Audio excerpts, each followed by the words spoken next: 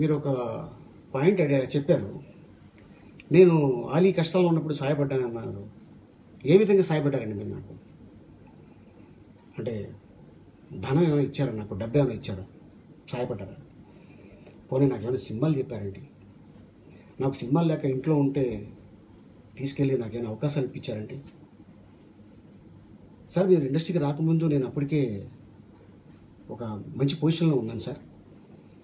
నేను ఎవరి దగ్గరికి వెళ్ళి అయ్యా నేను కష్టాల్లో ఉన్నాను, నాకు రూపాయి సాయం చేయండి అని నేను ఏనాడు ఎవరి దగ్గర అడగలేదండి.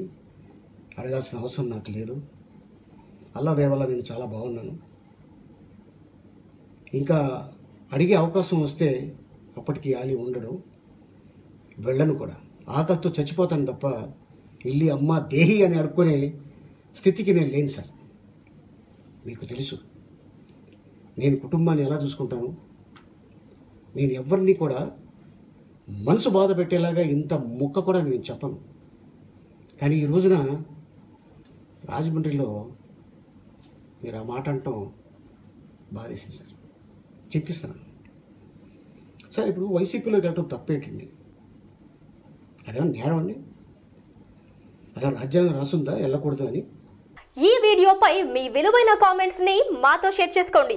అండ్ ఇంకో విషయం, సబ్స్క్రైబ్ చేయడం మర్చిపోకండి.